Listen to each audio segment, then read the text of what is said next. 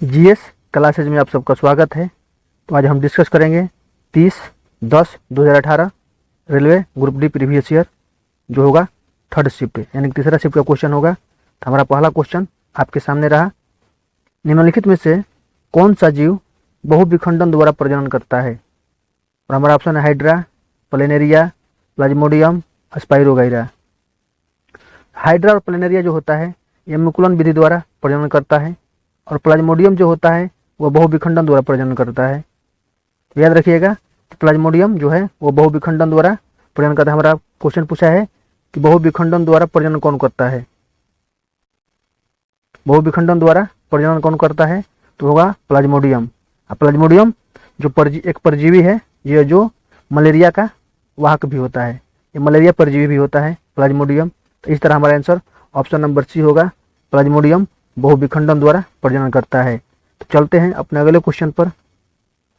हमारा अगला क्वेश्चन है, विद्युत बल्ब के एक फिलामेंट द्वारा 1 मिनट में 0.75 की एम्पियर की धारा ले जाती है। धारा के माध्यम से प्रवाहित होने वाले विद्युत आवेश की मात्रा ज्ञात कीजिए। हमारा ऑप्शन है 240 कूलम, 45 कूलम, 495 कूलम, 225 कूलम। तो हमको निकालना है आवेश निकालना है। तो आवेश क्या होता है? Q बराबर IT। तो टाइम हमारा दिया है 1 मिनट, 1 मिनट को हम सेकंड में बदलेंगे तो 60 सेकंड हो जाएगा। और हमारा I दिया हुआ है 0.75 एम्पियर। तो 0.75 इंटू 60 सेकेंड, और इसको मल्टीप्लाई करेंगे तो हमारा निकल जाएगा 45। तो 45 कूलम हमारा राइट आंसर। तो ऑप्शन नंबर बी हमारा राइट आंसर होगा। हमारा अगला क्वेश्चन है, पहले समूह के तत्व को कहा जाता है। जो पहले समूह में तत्व हैं उन्हें क्या कहा जाता है? हमारा ऑप्शन है निष्क्रिय gas, halogen group, halogen gas, क्षारीय धातुएं, क्षार धातुएं। आपको बताना है इनमें से कौन सा पहले समूह के तत्व को कहा जाता है, क्षार धातुएं या क्षारीय धातुएं। ये तो 18 ग्रुप को कहा जाता है निष्क्रिय गैस, ये जो होगा ये 18 ग्रुप है। हेलोजन ग्रुप जो है यह 17 है। तो इन दोनों में से हमारा आंसर होगा क्षार धातुएं या क्षारीय धातुएं। आप सोच रहे होंगे कि दोनों तो एक ही चीज़ लिखा हुआ है, एक क्षार लिखा है एक क्षारीय लिखा है, दोनों एक ही, दोनों अलग अलग है। जो तत्व है दोनों अलग अलग है। तो पहले समूह के तत्वों को हम क्षार धातु कहते हैं और दूसरे समूह के तत्वों को हम क्षारीय धातु कहते हैं। तो ऑप्शन नंबर ए जो हमारा ऑप्शन नंबर सी है वो हमारा राइट आंसर है। क्षार धातुएं पहले समूह को कहा जाता है। तो इस तरह हमारा आंसर ऑप्शन नंबर सी। हमारा अगला क्वेश्चन है, निम्न में से गलत कथन का चुनाव करें। हमारा पहला ऑप्शन है, एल्युमिनियम की पहली आयनीकरण क्षमता मैग्नीशियम की पहली आयनीकरण क्षमता से कम है। तो सही है, पहला सही है, हमको गलत छांटना है।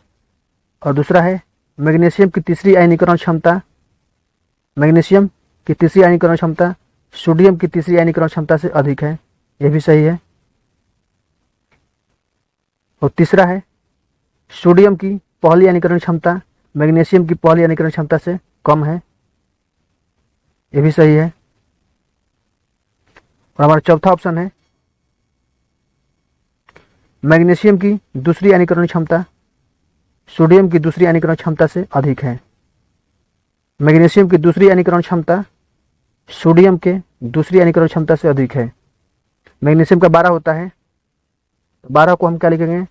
2 8 2। और सोडियम का 11 होता है, तो 2 8 1। तो हमको पूछा गया आयनीकरण क्षमता जो सोडियम की दूसरी आयनीकरण क्षमता से अधिक होती है। क्योंकि ये गलत लिखा हुआ है, अधिक नहीं होती है, क्योंकि हमसे पूछा गया मैग्नीशियम की दूसरी आयनीकरण क्षमता, मैग्नीशियम की दूसरी 8 है और सोडियम की दूसरी 8 है। तो यहाँ पर अधिक कहाँ है? दोनों बराबर है। इस तरह हमारा आंसर दूसरा जो होगा हमारा ऑप्शन नंबर डी गलत होगा। तो हमारा हमसे पूछा गया है कि गलत छांटना है, तो आंसर हमारा ऑप्शन नंबर डी हो जाएगा। हमारा अगला क्वेश्चन है, पॉलिश सतह पर प्रकाश की एक किरण सतह पर मिलने के बाद उसी माध्यम में लौटती है, उसे कहा जाता है। हमारा ऑप्शन है प्रतिवर्तन, अपवर्तन, विदलीकरण, विवर्तन। मान लीजिए कि चिकनी सतह हो गया, इधर से प्रकाश आया, फिर लौट कर इधर चला गया, बार बार आ रहा है, बार बार लौट के जा रहा है, बार बार आ रहा है, बार बार जा रहा है, बार बार आ रहा है, बार बार जा रहा है। तो क्या हो रहा है यहाँ पर? परिवर्तन हो रहा है। हमारा आंसर होगा परिवर्तन, यानी परिवर्तन नहीं तो प्रतिवर्तन जो हुआ है। प्रतिवर्तन उसे कहते हैं जो बार बार एक ही काम को दोहरा रहा है। तो ये इधर से आ रहा है, इधर जा रहा है, इधर आ रहा है, इधर जा रहा है, तो मतलब एक ही काम को बार बार दोहरा रहा है, उसे ही हम प्रतिवर्तन कहते हैं। तो ऑप्शन नंबर ए हमारा राइट आंसर होगा, प्रतिवर्तन। हमारा अगला क्वेश्चन है, पदार्थ के विभाजन के विचार को लंबे समय से माना जाता था। कहाँ पर? रूस में, चीन में, भारत में, यूनान में। तो पदार्थ के विभाजन के विचार को भारत में लंबे समय से माना जाता है, करीब करीब 3000 ईसा पूर्व, यानी कि बीसी 3000 बीसी पूर्व ही बता दिया गया था। पदार्थ के विभाजन के विचार ये भारत में चल रहा था। हमारा आंसर होगा ऑप्शन नंबर सी, हमारा भारत होगा सही आंसर होगा। हमारा अगला क्वेश्चन है, प्रतिध्वनि को कम करने के लिए ऑडिटोरियम की छतों एवं दीवारों को किससे ढका जाता है? हमारा ऑप्शन है धातु, फाइबरबोर्ड, रबड़, प्लास्टिक। ऑडिटोरियम की छतों को, मान लीजिए ये सिनेमा हॉल है, जो इस पर ढका जाता है वो ऐसे ढका जाता है, यानी कि स्लोप बनाकर ढका जाता है। तो वो कौन सा पदार्थ होता है? हमारा ऑप्शन धातु के, फाइबरबोर्ड के, रबड़ के, प्लास्टिक के। जैसे कराकट जैसा होता है, कराकट जैसा होता है मतलब उसी डिजाइन का, लोहा का नहीं होता है। आपको बताना है किस चीज़ का होता है।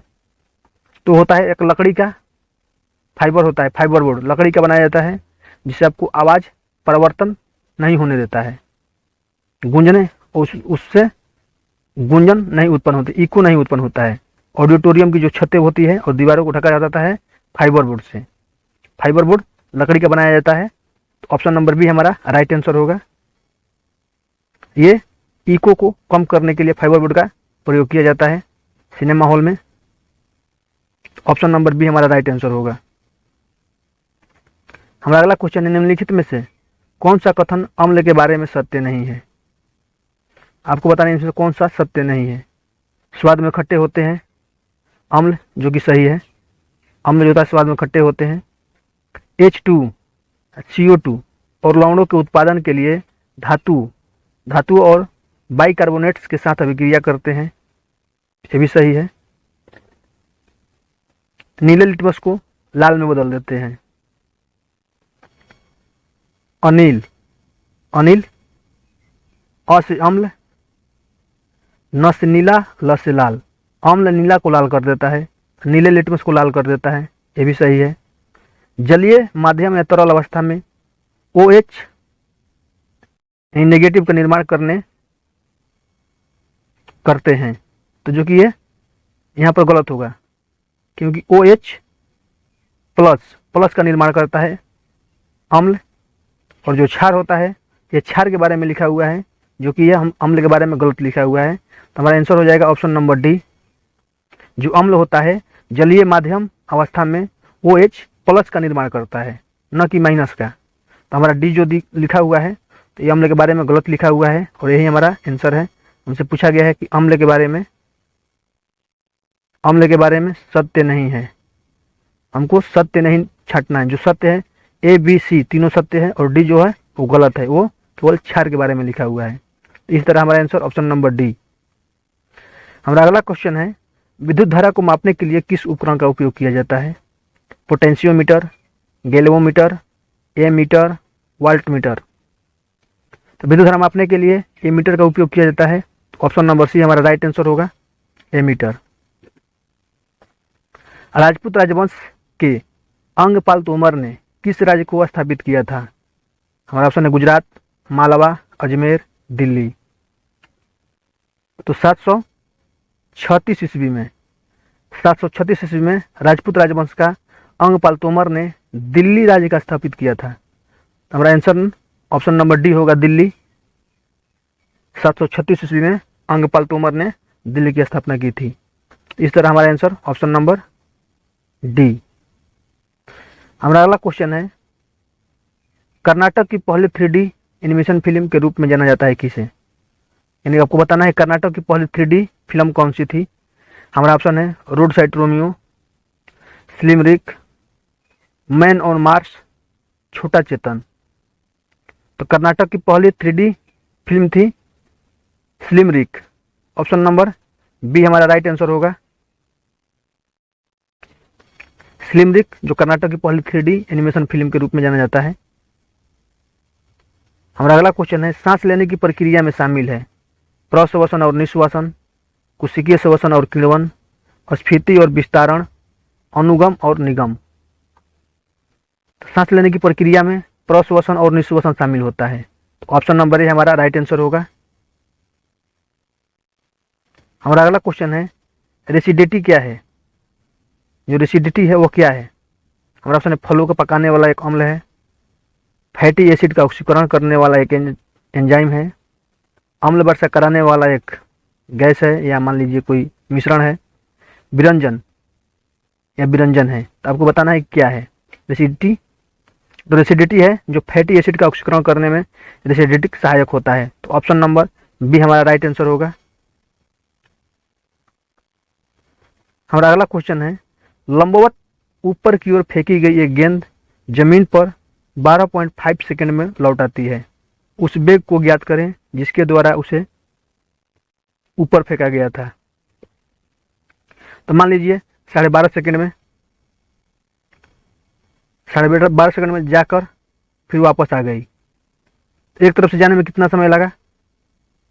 6.25 सेकंड, और जी का मान 10 दिया हुआ है। तो यहाँ पर गति का प्रथम समीकरण कौन सा होता है? गति का प्रथम समीकरण v बराबर u प्लस AT होता है, u प्लस AT होता है। तो v जो दिया हुआ है, v जो दिया हुआ है 0 है, 0 बराबर u, यहाँ पर AT नहीं होता है, GT होता है। v बराबर u प्लस GT। तो g का मान दिया हुआ है 10 और t का मान, हमारा टाइम एक ओर से बताना है, एक ओर से लेकर दोनों ओर का टाइम दिया हुआ 12.5 सेकंड जो दिया है, दोनों तरफ का दिया है, एक तरफ से निकालना पड़ेगा ना स्पीड। तो यहाँ पर 6.25 से गुणा कर देंगे। तो गुणा करेंगे तो ये पॉइंट इधर चला जाएगा 0 के बदले में, तो 62.5 हमारा आंसर हो जाएगा। तो 62.5 मीटर पर सेकंड आंसर होगा। ऑप्शन नंबर, जो कि ऑप्शन दिया हुआ है, जो ऑप्शन गलत दिया हुआ है, 62.5 मीटर पर सेकंड ऑप्शन में नहीं है। तो इस तरह हमारा आंसर होगा 62.5, जो कि ऑप्शन जो दिया हुआ है गलत दिया हुआ है। तो हमको पता रहना चाहिए कैसे सॉल्व करना है, तभी हम क्वेश्चन को टच करेंगे। अगर एग्जाम में ऐसा क्वेश्चन आए तो आपको सॉल्व करके कोई भी ऑप्शन टच कर देना है, तभी आपको एग्जाम में नंबर मिलेगा, वरना आप इसे छोड़ देंगे तो आपको नंबर नहीं मिलेगा। चलते हैं अपने अगले क्वेश्चन पर। हाल ही में समाचार में देखा गया ई नेम शब्द निम्नलिखित में से किससे संबंधित है? जो हाल ही में जो 18 का करंट है, ये गलती से ऐड हो गया है। आपको बताना है कि ई नेम शब्द किसके लिए संदर्भ में था? राज्य कर, कस्टम्स, शेयर बाजार, कृषि बाजार। ई नेम का फुल फॉर्म क्या होता है?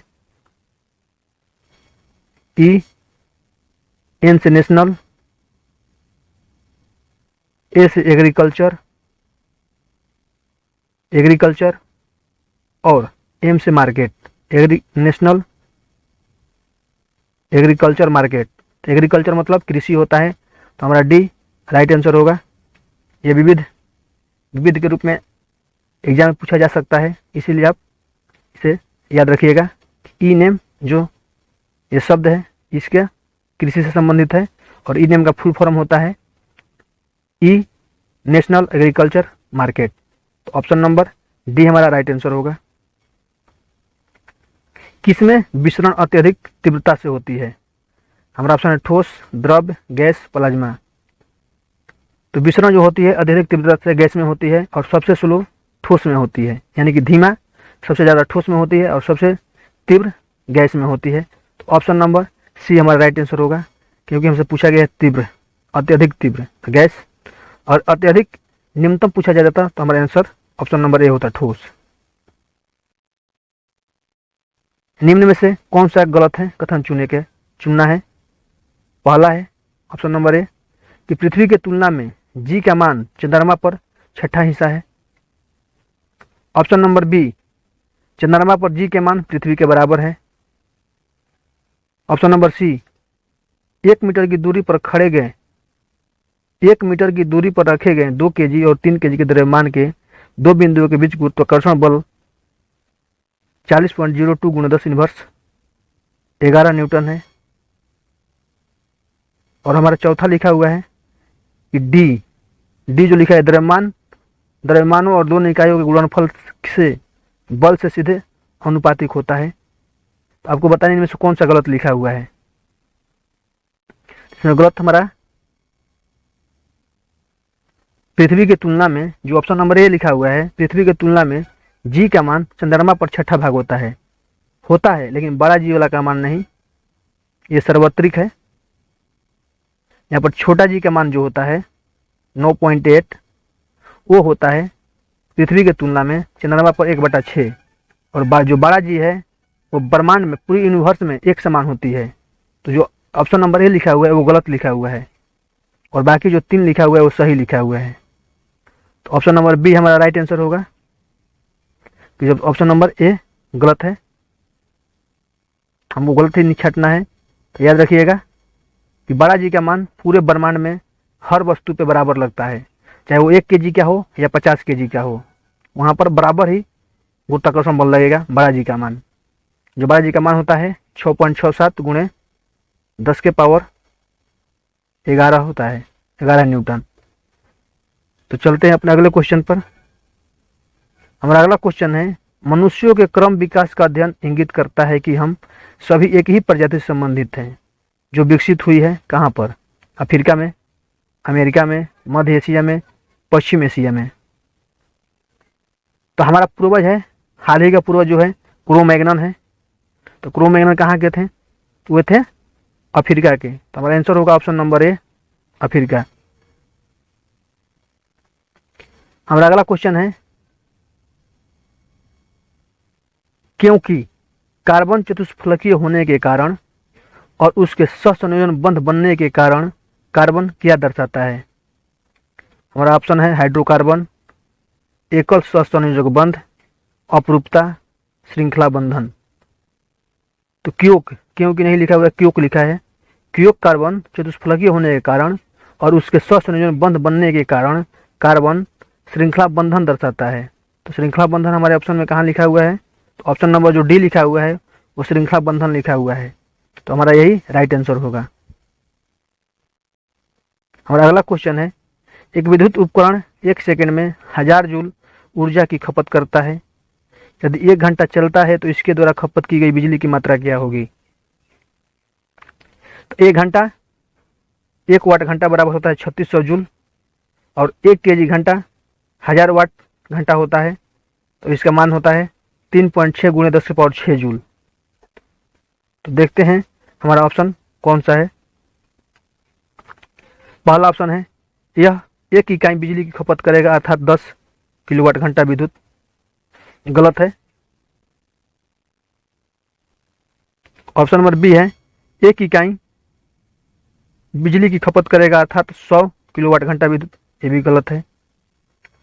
और ऑप्शन नंबर सी लिखा हुआ है, यह 1 इकाई बिजली की खपत करेगा, अर्थात 1 वाट घंटा विद्युत। ये भी गलत लिखा हुआ है। सही लिखा हुआ है। ऑप्शन नंबर जो सी लिखा हुआ है वो सही लिखा हुआ है कि यह 1 इकाई बिजली की खपत करेगा, अर्थात 1 वाट घंटा विद्युत। और ऑप्शन नंबर डी लिखा हुआ है, यह 1 इकाई बिजली की खपत करेगा, अर्थात 1 वाट घंटा विद्युत। यानी कि सी और डी दोनों सही लिखा हुआ है। तो इसमें से हमारा पहला आंसर वही होगा। हमको केवल एक ही आंसर मारना है, तो हम सी मारेंगे, क्योंकि पहला ऑप्शन ही सही माना जाता है। एग्जामिनर सही मानता है पहला ही ऑप्शन को। अगर नहीं मानेगा तो आप इस पर कंप्लेन करेंगे तो आपको नंबर मिल जाएगा, क्योंकि दोनों ऑप्शन एक ही लिखा हुआ है और जो पहले ऑप्शन होता है वही हम टिक करते हैं। तो चलते हैं अपने अगले क्वेश्चन पर। यदि कोई वस्तु समान समय अंतराल में असमान दूरी तय करती है तो इसे क्या कहा जाएगा? असमान गति, रूपांतरित गति, समान गति, घूर्णन गति। मान लीजिए टाइम वेग ऐसे जा रहा है, यानी तिरछा तिरछी जा रहा है, तो आपको बताना है यदि कोई वस्तु समान समय अंतराल पर असमान दूरी तय करती है तो इसे क्या कहा जाएगा? तो असमान दूरी तय करती है तो इसे असमान गति कहेंगे। तो ऑप्शन नंबर ए हमारा राइट आंसर होगा। हमारा अगला क्वेश्चन है पृथ्वी का द्रव्यमान कितना होता है? ये तो सबको पता होगा, पृथ्वी का द्रव्यमान कितना होता है? पृथ्वी का द्रव्यमान होता है 6 × 10⁻24 kg। आप सबको पता होगा, तो ऑप्शन नंबर ए ही हमारा राइट आंसर है। 6 × 10⁻24 kg होता है। हमारा अगला क्वेश्चन है शायद जानवरों का सबसे बड़ा समूह कौन सा है? यहाँ पर शायद लगाकर लड़कों को फिज करने के लिए शायद लगाया है। आपको बताना है कि जानवरों का सबसे बड़ा समूह कौन सा है? Arthropoda, mollusca, nematoda, Annelida.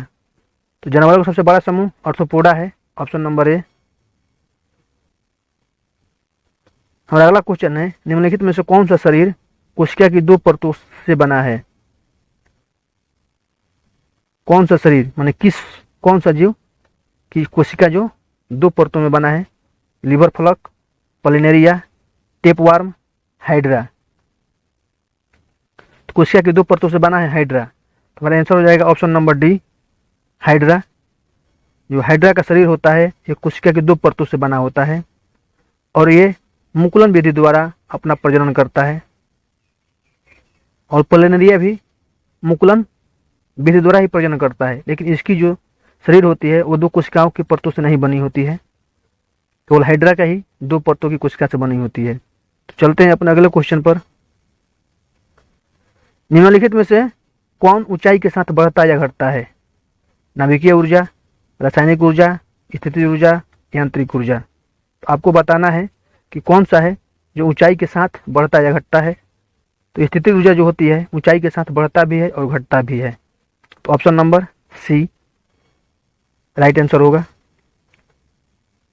ऊंचाई पर जाएगा तो बढ़ेगा और जब नजदीक आएगा तो घटेगा। तो स्थितिज ऊर्जा बढ़ती और घटती है ऊंचाई के साथ। निम्नलिखित में से किस मामले में किसी व्यक्ति के पास अधिकतम स्थितिज ऊर्जा होगी? पीछे वाला ही जस्ट क्वेश्चन है, इसके पीछे ही हम क्वेश्चन डिस्कस किए थे, देख लीजिए। ऊंचाई के साथ बढ़ता या घटता है तो स्थितिज ऊर्जा। तो आपको जस्ट यही थ्योरी अगले क्वेश्चन पर यहाँ पर लगेगा। आपको बताने निम्न में से किस मामले में किसी व्यक्ति के पास अधिकतम स्थितिज ऊर्जा होगी? कुर्सी पर बैठे हुए, मेज पर बैठे हुए, छत पर बैठे हुए, भूमि पर बैठे हुए। तो जो भूमि पर बैठेगा उसके पास स्थितिज ऊर्जा कम होगी। अगर इससे ऊपर कुर्सी पर आएगा तो इससे ज़्यादा होगा, और उससे ऊंचा मेजे पर आएगा तो उससे भी ज़्यादा होगा, और उससे ज़्यादा अगर छत पर बैठेगा तो उसमें स्थितिज ऊर्जा अधिकतम होगी। जितनी ऊंचाई पर आप जाइएगा स्थितिज ऊर्जा उतनी ही अधिकतम होती चली जाएगी। जैसे सबसे ऊंचा कौन सा हमारा ऑप्शन है? ऑप्शन नंबर सी जो यह दिया है, यही चारों ऑप्शन के हिसाब से सबसे ऊंचाई पर छत है।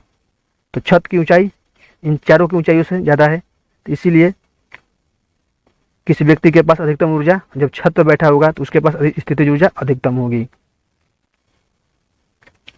स्वतंत्र भारत के पहले वित्त मंत्री कौन थे? आपको बताना है कि स्वतंत्र भारत के पहले वित्त मंत्री कौन है। हमारा ऑप्शन है अंबेडकर, राजेंद्र प्रसाद, षणमुखम चेट्टी, सरदार वल्लभ भाई पटेल। तो स्वतंत्र भारत के पहले वित्त मंत्री R.K. षणमुखम चेट्टी थे। तो ऑप्शन नंबर सी हमारा राइट आंसर होगा। हमारा अगला क्वेश्चन है पलासी और बक्सर की लड़ाई ने किस पर अंग्रेजी शासन की स्थापना की थी? जब पलासी और बक्सर की लड़ाई हुई थी, इस लड़ाई से अंग्रेजों का शासन कहाँ पर दबदबा बन गया था? आपको बताना है। हमारा ऑप्शन उड़ीसा, अवध, बिहार, बंगाल।